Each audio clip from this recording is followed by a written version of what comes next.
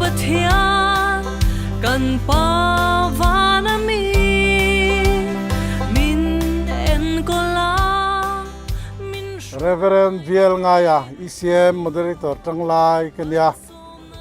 Kumin Sani le Sompakwa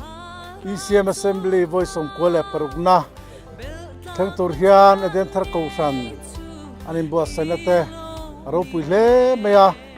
Mbua Sai Mupa Nalazo Lotapo Anlanaya Duang Tagle Lim Takin Assembly Minten Kanbe Seni He Assembly Ahian Kauran Tintanga Rore Palai Tura Kanin Ruate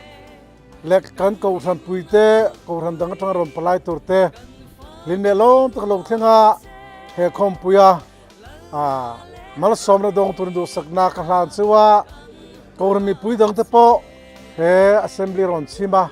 Linelon Taka Hunron Mang Turin Do Sakna Kalan Suni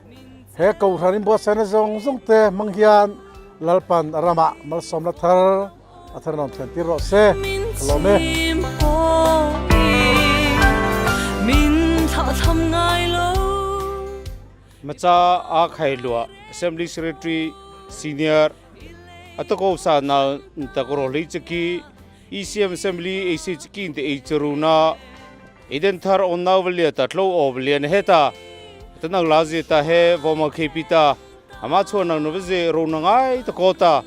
khaga chingai tako ECM Assembly Kotlo Ovalian Heta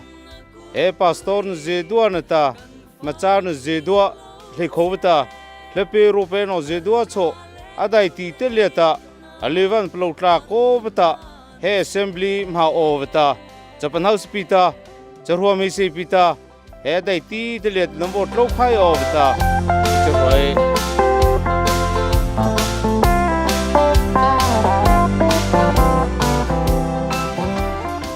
Reverend Soku Kiti New Ha Pastor Bill to Pastor Kania Kumin Sang Hisom Pakua ECM Assembly Voice of Kuala Parugnahi Kan Bill Chung Edenthar Local Church Ten Tengdona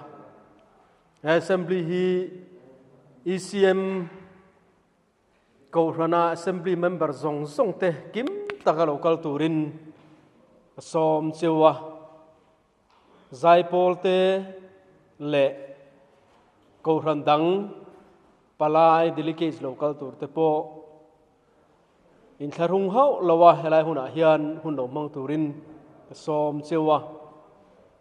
Chuan Edenthar Hruanten Kan Theito Kachang Tungin Assembly Hian